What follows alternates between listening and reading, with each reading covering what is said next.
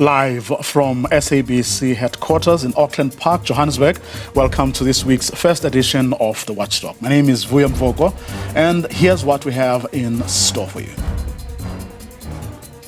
We continue to unpack matters of state capture. Our focus this evening: did Chief Justice Raymond Zondo let the banks off the hook?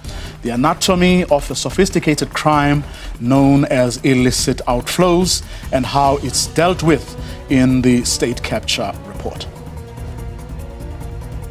Well, while some of us have been spending their last rands buying lotto tickets, some of those entrusted with running the lotto have simply been helping themselves from the money, illegally, of course.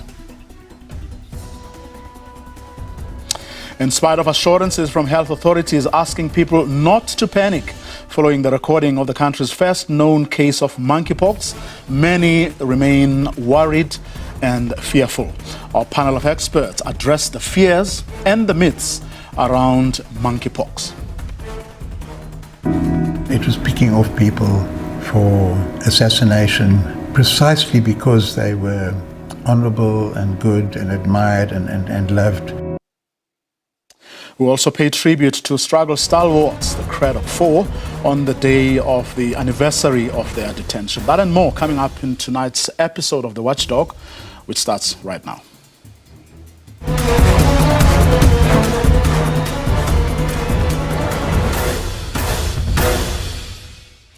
We'll start with today's news. An announcement by the Hawks that the SIU that they have seized a 27 million rand property belonging to National Lotteries Commission chairperson Alfred Nevutanda. Here's the Hawks' Kaiser Hanyaho. Got allegations sent to us few years ago, and then we started the process of the proclamation, which was granted in 2020 by the president. And the investigation then ensued. In the process of the investigation, we were able to find that there were some NPOs that were given money. I think there were 5 of them. They were given an amount of 100 million. And they then, when they got the money, instead of doing what they were supposed to do, some of that money was sent to some lawyers' trust account. And that lawyer's trust account was the one that was paying for this house that was bought for Butanda investment. And that is why we are where we are today. We then went to the special tribunal to then ask for the preservation order to preserve. We believe it is proceeds of unlawful activity. And so that when we go back to the tribunal to argue the main case to set aside the contract, we'll be in a position to then, if we set aside the contract to recover the money, then we can sell the property and recover the money. Well, one person who is not surprised at all by this development is Raymond Joseph, whose publication Ground Up has been shining the spotlight on corruption at the Lotto for years now. Good evening, Raymond. Thank you very much for your time. Good evening, Boya. Thank you for the opportunity. You've been at this for years. They've threatened you, you've been taken. 2017 started. So what was announced today by the Special Investigations Unit doesn't surprise you? No, it doesn't, Voya. In fact, I wrote a story about this house back in March. I'd had documents leaked to me, which is how a lot of this investigation has gone. And you could see the trail of the money going from the lottery to NPOs. Some of it went directly to the lawyers. In other cases, the money went to private companies, one of which, Mshoni Trading 11, which the SIU in Parliament identified as part of the washing machine laundering lottery money, got just over 11 million rand, and of that, over 9 million rand went to the lawyers to pay for this house. You know, I know you said, well, you hope they can sell the house and get some of the money back. The house is this massive, and when I say massive, it's 2 hectares in the middle of Pretoria North. It's out of all proportion to anything around it. it's a private estate. There's no one else living on it other than Nevotundi's family and I suppose other family or people who work for them. But it's a single property owned by one company of which he is the sole director. The sole director, yes. So that house cost 27 million rand. There was another 3 million rand that was for transfer fees and lawyers' fees, that sort of thing. The municipal value of that house is under 6 million rand. So I don't see how much they're going to get back on that house. It's out of all proportion to what it is. I must just say to you that something that is missing from the proclamation, there are several private companies which also contributed towards the house. 2 IT companies, there were construction companies. Now, interestingly, they are not part of this proclamation.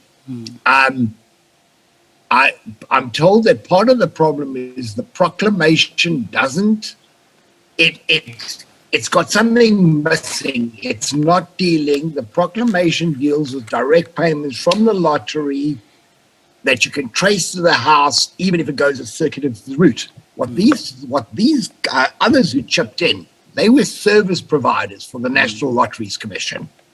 So they didn't get a lottery grant.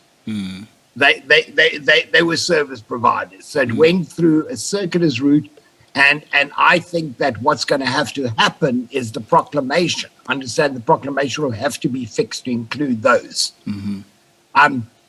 But it's an absolutely massive house. Neville Tundu, who calls himself professor, has got a Hong Kong degree. He's not a professor. He got a diploma, but has used the name of professor. He is he's the pastor of a church nearby, within walking distance of his house. That's all very convenient. What else do we know about, shall I say, Professor Nevutanda? Apart from the fact that, I mean, he has this church which you say is not far from the house. Where could he be making money? Or where else? Well, look, he's the director of, I speak under correction, I don't have it in front of me, but at least 40 different companies, but some background to Alfred Nevutanda. So he headed up the ANC in Limpopo. He did heavy fundraising for the ANC before elections. He's been in the job for 11 years, but he's very, very politically connected. He ruled the NLC with an iron rod, you know. Even though he was chairman of the board, he was not an executive chairman, but he behaved like he was an executive chairman, getting directly involved in management issues, which a chairman should never ever be involved with. He kept an office. He kept an office at the NLC, and I saw him in the portfolio committees, parliamentary portfolio committee, trade and industry, where the NLC appears from time to time, because that is the committee that they answer to. And really, you know, people say to me, how do I feel about this? I've got a bit of schadenfreude about it, you know. It's a horrible thing to feel good at someone else's expenses, but this man, Professor Nevutanda, used parliamentary privilege to attack me, to attack my family. He made allegations that I had broken into the NLC's computer system and stolen data. And yeah, I mean, it's been a wild time, to be honest with you. And, you know, and he was the watchdog over us. And then it turns out that the man of God had clay feet, and he had his finger in if the evidence is to be believed, he had his finger in the till. Of course, I mean, but very, very powerful. Very, very politically a very powerful man. Former MP, very powerful man. Of course, I mean, there have been allegations over the years of money siphoned off under the guise of funding NGOs and non-profit organizations, only to find that that money actually those monies made their way elsewhere. So if I could put it into context with you, the money that went to Mr. Nevotando, the money that actually went to him, part of it came from, so two of the MPOs were to build old age homes, and the other one was to build a drug rehab. I've been to all of those places. There are a total of six old age homes, 4 drug rehabs that were funded by the National Lotteries Commission. To this date, not a single one has been completed nor operational. Earlier this year, a couple of months back, I was in Limpopo at one, which is really in a deep rural area. The place is literally, it's rotting, it's falling apart. There's cows wandering around it and messing on the floors. It's just falling apart.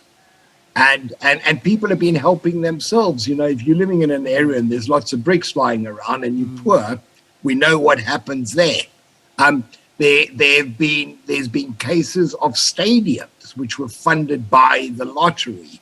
I think of one stadium in Limpopo was 11.5 million rand, and literally all they did there was a lick of paint, fixed a few windows, did some very cosmetic work, maybe 100,000 rands worth. The rest of the money disappeared.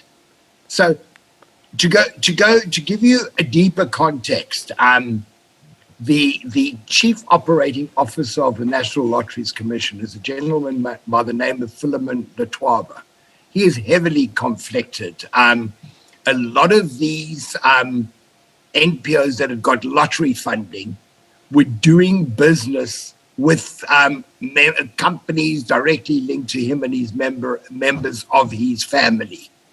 I'm sorry to say, I must say the lottery does do some good work, but when it comes to these big infrastructure projects, and I know that you spoke about state capture in the beginning, so this is a classic example of state capture. The reason that it flew under the radar is instead of them having to constantly go the begging bowl to Parliament, they were getting a percent of ticket sales were coming to them for distribution. So they weren't they weren't in the same condition as others where all of them. It's not only grants, it's service providers. This thing is big. To be honest with you, I don't know what I don't know. What I do know is it's running into hundreds of millions, closing in on $1 billion. And I think that it is far bigger than that. It's massive. It just flew under the radar. And, you know, journalists over the years who've tried to report on the lottery have just been blocked left and right. And I think you'll know this, that most of the lottery reporting that we do see is about people winning jackpots and the size of draws. It's just been effectively blocked. The lottery is highly litigious and has spent tens of millions of rands. I'm being sued. They threatened to have me arrested against people who worked. One of the whistleblowers, Muzikizi Makatse, blew the whistle in East London on a project. Muzikizi, in fact, paid for his honesty with his job. The lottery spent according to their own records and answers to Parliament, they spent 5.7 million rand litigating against him in a labour matter. I mean, a small guy can't take it on. I'm fortunate in that Ground Up, Nathan Gethin from Ground Up, who was part of Treatment Action Campaign and was part of the fight to get ARVs. He's backed me to the hilt, and because what people also did is they started suing me in my personal capacity. And Groundup's lawyers have defended me and Groundup. I think you know this, for you've been around long enough. You can have the best story in the world. If you don't have a brave editor prepared to publish it, you don't have a story. And I think Groundup should be applauded at great risk for what they've done. Indeed. In fact, we're dealing with these stories on the back of the state capture report, protection for whistleblowers. Later on this evening, I'll be talking about illicit outflows and, the monies that have disappeared, the monies that are supposed to help carry this country and the future of its children. Let me thank you for your time and insights this evening, Raymond Joseph, who is from that publication, Ground Up, which has written quite a number of stories about what has been going on at the national lotteries for many, many years now. Finally, someone seems to have been caught with his hands in the till. We'll see how this pans out. But the SIU did get this today, and they attached his 27 million rands property. We'll see how that goes. The property has been seized as things stand. We'll see how now, when this matter goes to court or for the tribunal, how things will pan out. We're going to leave it there. Up next, in spite of assurances from health authorities asking people not to panic following the recording of the country's first known case of monkeypox, many people still remain worried and they are fearful. I'll be joined by two panelists who address both the fears and the myths around this.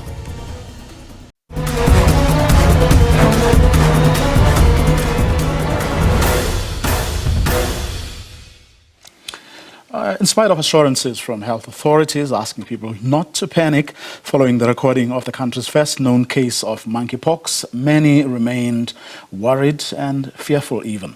I'm now joined by Professor Ramwela Alwalia, who is the CEO of Higher Health, and Mpho Bunze is from Access Chapter 2, a human rights organization working to protect and promote the rights of the LGBTQI+ community.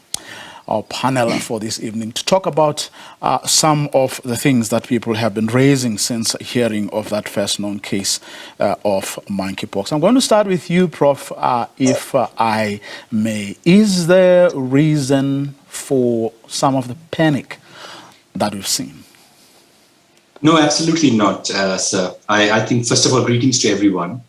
There's no need to panic. It's an outbreak for now. It's different from COVID-19. It's not a pandemic yet. It does not spread through respiratory infection like the way we COVID. It's not an airborne disease. But yes, we have to be concerned because it's a public health, it's a disease. It has a fatality of about 5 to 6%. Old age, any viral disease with people living with comorbidities have to be extremely careful. It's a disease that spreads predominantly because of a pox, which is formed. It's a rash that develops into a body, like you have chicken pox, you have measles, and it develops into vesicles around your body called pox. And when the pox breaks, the fluid on your body is very infectious. And if there is a skin-to-skin contact or there's a fluid contact with your body, the infection spreads very quickly to another individual. Most of the cases have been mild. It's a strain that we are seeing of monkeypox from Europe, and that has been spreading now globally. It has formed a human-to-human transmission. There is a mutation that we have seen from the previous monkeypox. Remember, monkeypox virus is not like COVID-19, which was novel to human mankind. This is known to us since 1958. We know about this disease. We understand this disease. It has been endemic in many countries, and it remains, and it happens as an outbreak. For now, it's an outbreak. It has reached South Africa. It was bound to happen due to the travel. It was spreading quite in the global world, in Europe quite aggressively. So it was bound to come to South Africa. But I think we have public health mechanisms. It is not as fast spreading as an airborne disease like COVID-19. So I think no panic for now. Vigilance and education is critical. What's the worst, Prof, that can happen to someone? Let's start perhaps with people who have comorbidities. I mean, as you said, what can happen there that can make this lethal, or to take someone to a point of perhaps having to be hospitalized or even dying? What would need to happen first? So, like any viral disease, like any infectious disease, infections are always prone to be people with comorbidities or people who are older, whose immune systems are compromised, are not as strong to find. And any virus, any bacteria, any microorganism which is not visible enters our human body, tries to become aggressive and fights against our immune system. And whichever one wins over the other has the domination on a human body. And people with comorbidities, people who are old, have very high risk, whether it's COVID-19, whether it's TB, whether it's any viral infection, including influenza or monkeypox. So I think people with comorbidities needs to watch out.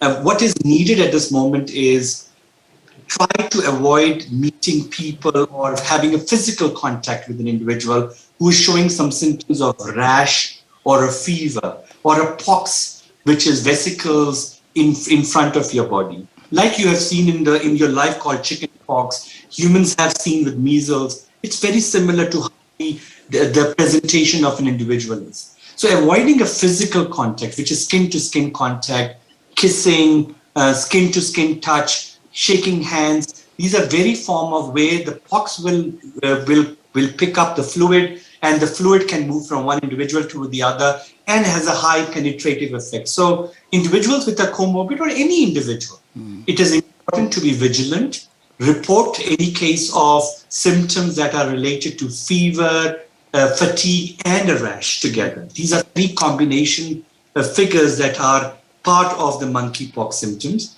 Report it to the hospital very quick, because early isolation, early preventative care, early contact tracing, early ring fencing of the individuals will help in not only spread the infection, but also the care that is required for individuals in monkeypox. Currently, the strain is mild.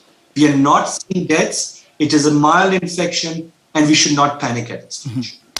Paul, perhaps the best time to bring you in here after what Prof has just said, because when these announcements were made, or that briefing, your organization felt that some myths about it were spread, very dangerous myths. Talk to us about that.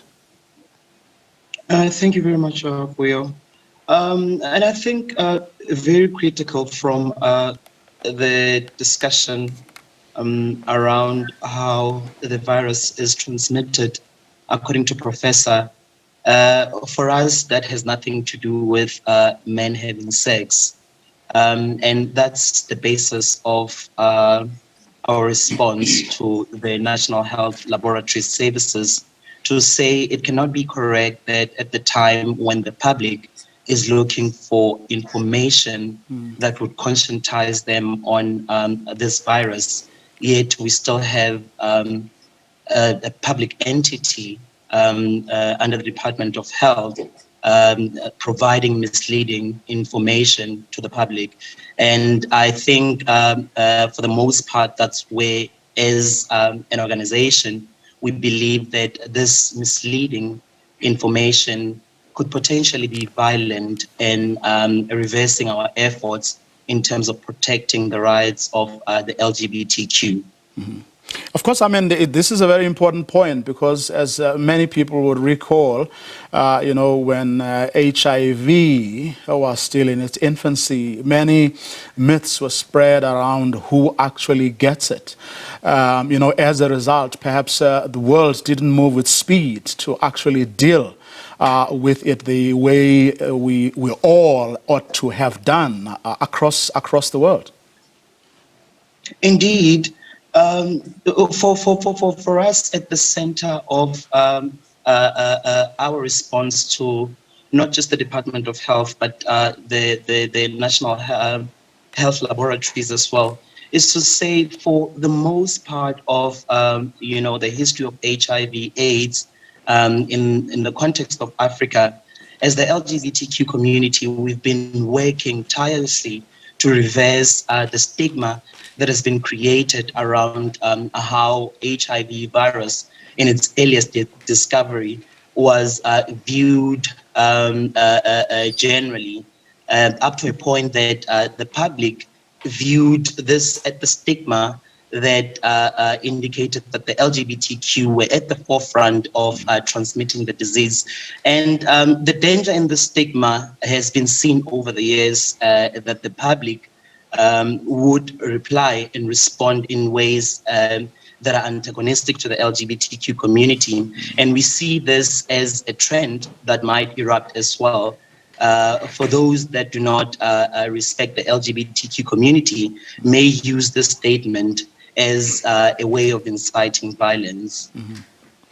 Now, Prof, from what the minister said last week, the NICD is busy conducting online in-service training for our health workers for them to be able to detect the disease so that the necessary laboratory tests can be done. Why is that significant? In other words, what's the value of the work that the minister says they are busy with now, in both understanding, but of course curbing, the spread and so on?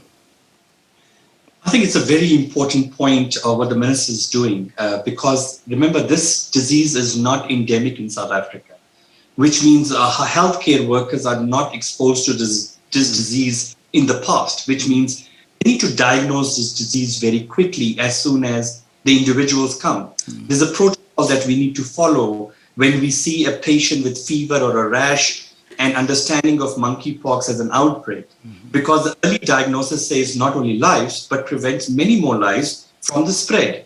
Because if you can diagnose the disease early, what we need to do is put the person into isolation so that the physical contact of that individual with other individual will not happen. That's the first thing, is to break the chain. The second thing is do contact tracing, and that needs, our healthcare workers needs to be trained on how do we contact trace the individuals, like we did for COVID-19. When we remember 2 years back, this word of contact tracing was very prevalent, because with contact tracing, we can at least reach out to the contacts. Remember, we have a vaccine for monkeypox. The smallpox vaccine that eradicated smallpox, because it comes from the same family, has shown 83% effectiveness already on monkeypox, which means we can do contact prevention by contact vaccination, ring vaccinations. These are very fast ways of preventing the spread of the infection and controlling an outbreak. Absolutely right. This is not an LGBTQI disease. This is a disease that spreads to any individual with physical contact. In fact, the LGBTQI community is a health-seeking community. They report cases early, they are health-seeking people. So that is how we found the cases more with the LGBTQI community. But this disease spreads from a physical contact to any individual. Sexually transmitted is a very possible way, whether you have any form of sexual transmitted infection, because you are a physical contact with another individual. And that's where your body is erupting with the pox, where the fluid is possible, it will have a connection with another body. And that is how the virus spreads. So I think knowledge, education to our healthcare workers is very, very critical for contact tracing, early diagnosis, early prevention, early spread, so that we can contain this outbreak much better than our European counterparts have done so far. And our country can be protected from this virus. Of course, Paul, I mean, the value in educating, health professionals in particular is not only important for how they treat and how they understand this, but it's in also helping shape, not necessarily shape, but deal with those myths that we were talking about. I mean, over the past year, we've had reports coming out of those surveys that the TRC and others have been, conducting across the provinces, where they saw how attitudes of health professionals, both in the public and private sector, were not helpful in how we were managing, the HIV/AIDS pandemic, for example, which, in addition, had suffered because of, the COVID-19 pandemic, but because of, some of the health professionals' behavior and attitudes. You had people, going to hospitals and not getting their treatment because of the attitudes of professionals there. Because if you remember, of the LGBTQI community, they treat you, differently. For us, I think this is, one of the biggest challenges. And on a daily basis, we have to deal with cases where individuals are victimized secondarily when they seek services from government, in particular health services. And as a growing challenge, it's part and parcel of our conscientizing program through the work that we do with departments, in particular the Department of Health. But in addition, what I think to what Prof is saying, in addition to knowledge, it's very important that we posture the language around monkeypox in such a way that we won't victimize others, or rather leave others out.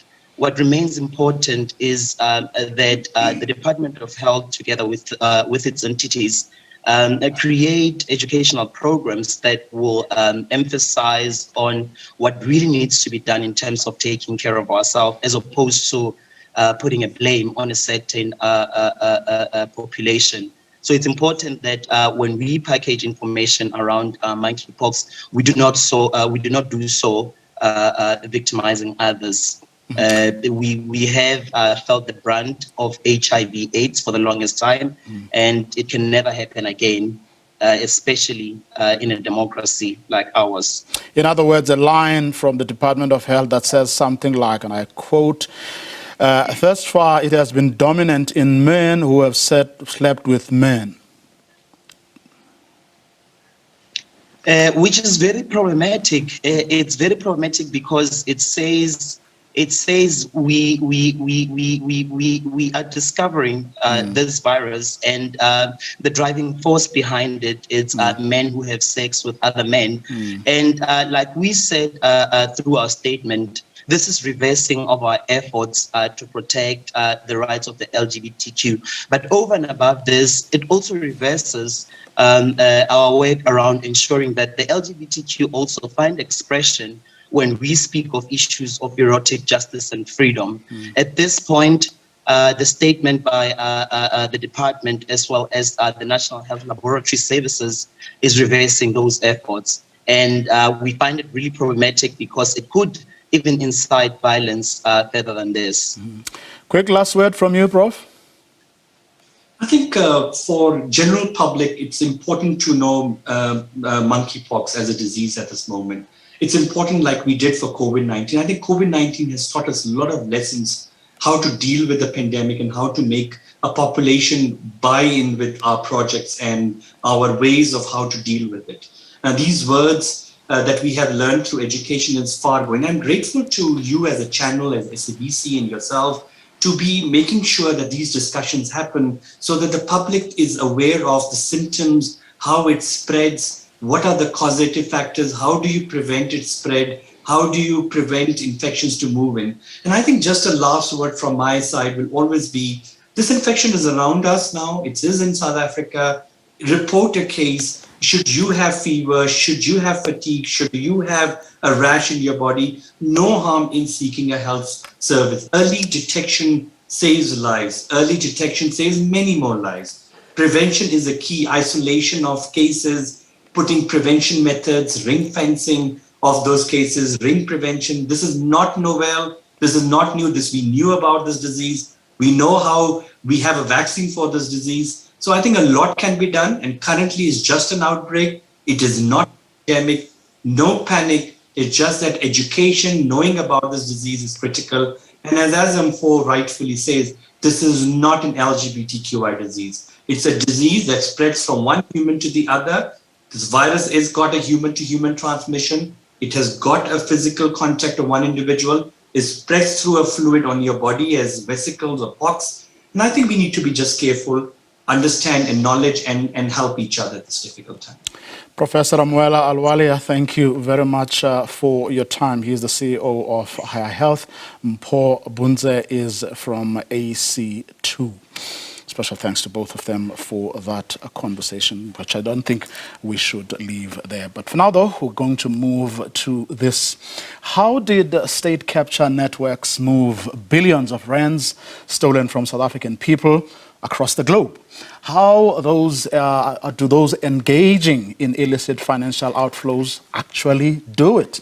Well, Michael Merchant is the head of investigations at Open Secrets. Jaco Olofsson is Tax Justice Coordinator at Alternative Information Development Center. Good evening to both of you, gentlemen, and thank you very much for your time. Good evening, Vuyo. Well, I'm going to start with you, Michael, if I may. Just from what you've seen from the report, do you think that the inquiry was able to, put a finger on the issue with everything that you and people who have been doing a lot of work in this space know, or was it just perhaps the tip of the iceberg? Thanks, Vuyo. I think that it's a difficult question to answer. If you look narrowly at the question of state capture funds, and you look at the money that was extracted from state-owned enterprises like Transnet and Eskom, and how the Gupta network was able to move that money and launder that money, not just through their South African-based companies and enterprises, but then increasingly offshore, particularly through Hong Kong and Dubai. What the Commission has done, certainly from our perspective, is it's described that process fairly well, but it hasn't come with any strong recommendations to hold the private actors who are responsible for that laundering accountable. And so if you look in the second final volume of the report, we have a description, for example, of how HSBC bank accounts in Hong Kong were used to launder essentially state capture loot that was extracted from Transnet into Gupta hands in quite a complicated fashion. And we know now that that was part of a much bigger laundering network run through HSBC bank accounts. And yet the only recommendation in the report from the Zondo Commission is for our authorities to engage the bank to try and trace the funds. Now that's one important thing, but what about the accountability for HSBC for playing this kind of role? And it doesn't stop there, because all the major South African banks bank Gupta-linked companies and facilitated this extraction of funds. And yet we don't have any firm recommendation from the Commission to actually hold them accountable for that. What someone was saying the other day is that there is value in fact, the value of this inquiry is the fact that it has been able to, bring to life, right in front of us, in our living rooms, the reality of these kinds of crimes. The fact that some of us may not have heard of the things. Illicit outflows is a big word that many people may not really have a sense of what it actually entails, how people do it, what allows, the movement, of, billions of rands, to happen just like that, Michael. And I think that the Commission has done that to a certain extent. But if you look at the Commission and particularly the final report, I think that you could be mistaken for thinking that the story of state capture and particularly the story of extraction is only a problem of corruption within the state, and that particularly it's a problem of public procurement. But in many instances, the issues around corruption of public procurement is simply the first step in a process when it comes to state capture. And I think most importantly, and this is the thing that we feel the commission was really missing, is that, as you've said, one of the great powers of the commission was to put people on the stand and ask them uncomfortable questions and force them to have to grapple with what were often kind of absurd positions that they had to take. And what we've said from the very beginning is that the commission should have hauled private actors before it, particularly the executives of banks and other financial enterprises, and said, look, answer a set of very simple questions. Did you know who your customers were? Did you report any suspicious transactions to the regulator? If so, did the regulator act on them? And if not, why did you continue to bank these people and allow the extraction of funds for such a prolonged period of time? I mean, the last thing I'd say in that regard is just that the banks in South Africa made such a fuss of them closing down Gupta-linked accounts in 2016, purportedly because they were worried about money laundering concerns, and there were clearly reputational issues. But they were never forced in public to answer for why they'd continued to bank those clients for so many years before that. In fact, Jaco, that's where I was going to go next. I mean, the fact that, the banks did indeed, make a big hoo-ha about, how they closed those Gupta accounts. And one wonders how much of that was public pressure and how much of it was these people, seeing prima facie evidence of wrongdoing and then proactively, moving to do the right thing. Good evening, first of all, to you and the viewers. I think you make an important point there, because as Michael is saying, we know that there's not really been serious accountability for the role that the banks have played in all of this. And the fact of the matter is, when you look at the large-scale estimates of illicit financial flows, even the state capture saga is really only a small picture of the story. There's some estimates that say that we're losing around 350 billion rand a year just from one channel of illicit financial flows. That's around 6% of the GDP. And of this, a general rule of thumb is that about 60% or so are from commercial activities, tax evasion, and other activities like that, which really require the large-scale cooperation of the banking sector, auditing firms, and other well-known enablers of these kinds of transactions. And if this is continuing on such a scale, there's no doubt that there hasn't really been serious repercussions. In fact, I'm glad you've taken the conversation there, because somewhere I saw, some reports quoting figures from, in fact, your organization about, mining companies, for example, that are not anywhere near or involved in state capture. Well, certainly they are not mentioned there. But you're talking, or you look at how they have been able, to move money, out of this jurisdiction and others, illicitly. And talk to us about that little, if you may. Gladly, yes. So a very large portion of the illicit financial flows from South Africa and from really most countries in the global south, have been estimated to come from the extractive sector, from the mining sector, because by its nature, that activity generates a lot of potential channels for illicit outflows. So, for example, one of the key methods that have been looked at in these large-scale estimates is where a mining company might underdeclare the value of the minerals that exports from South Africa. A middleman who's a related company but based in a tax haven in secrecy jurisdiction such as Dubai, where its ownership is not made clear, this middleman buys these minerals and then sells it on to the final customer somewhere else at the actual market price. And in this way, a lot of mining companies are able to avoid paying taxes and even to facilitate money laundering to some degree.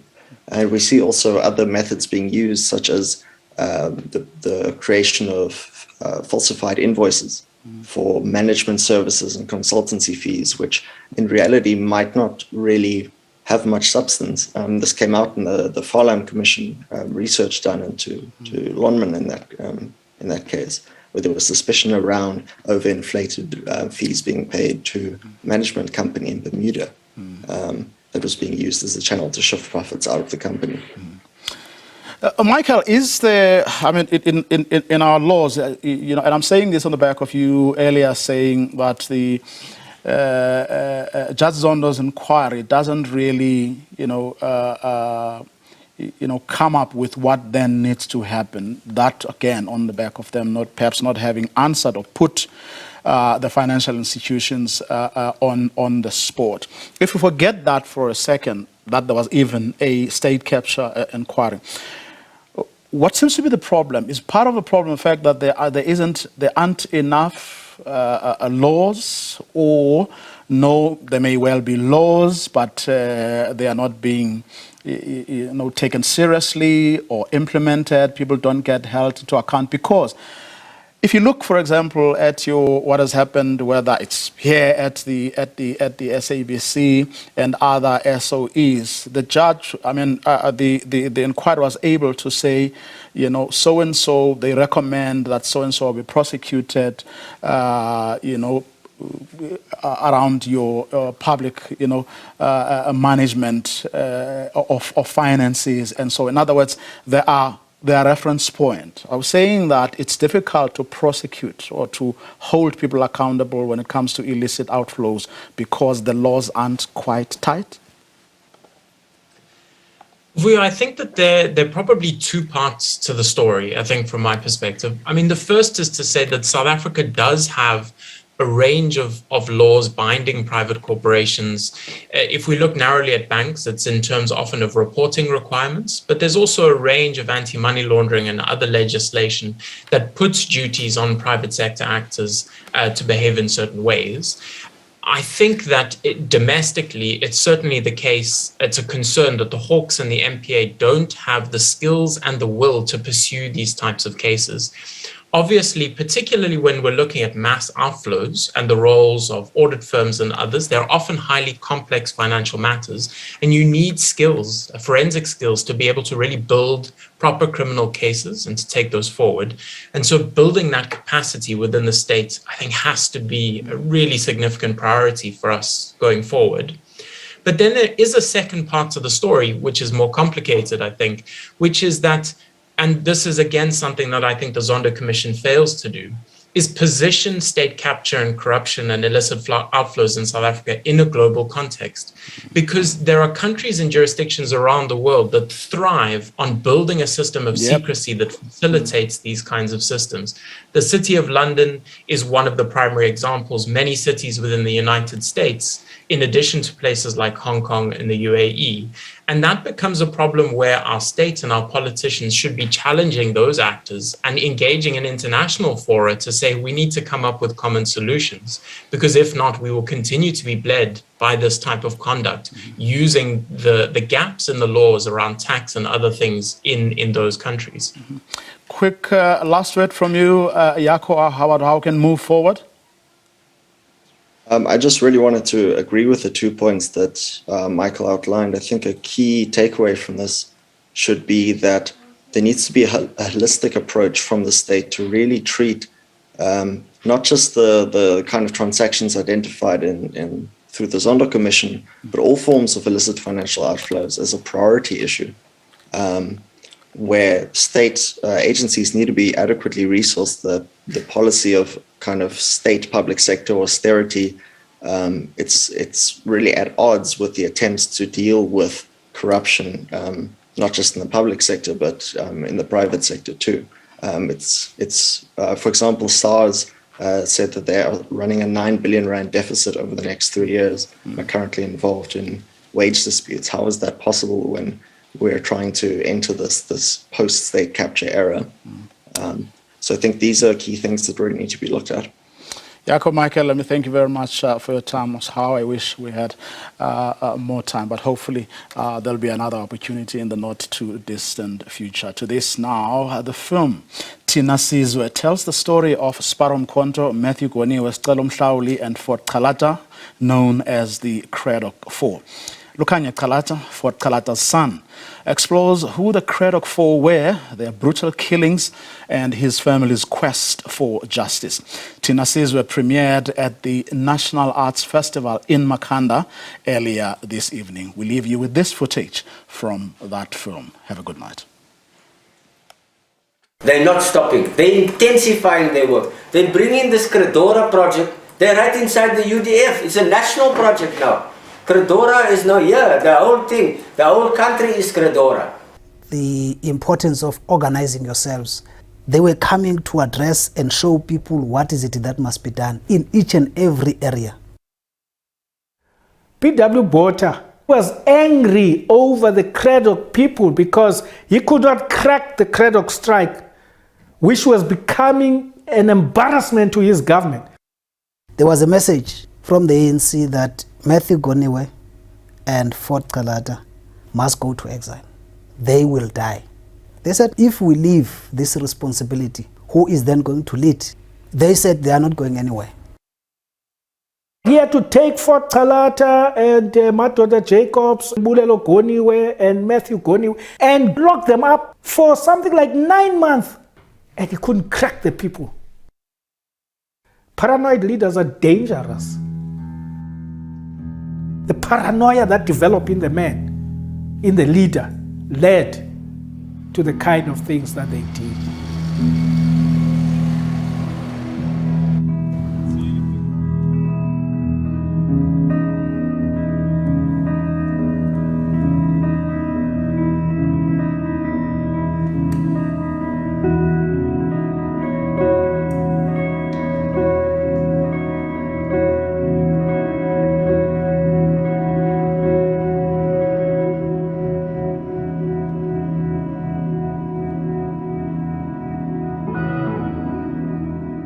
It was picking off people for assassination precisely because they were honorable and good and admired and loved. To find out not only that they were tortured, the pathologist's report had said that they were tortured with a blowtorch.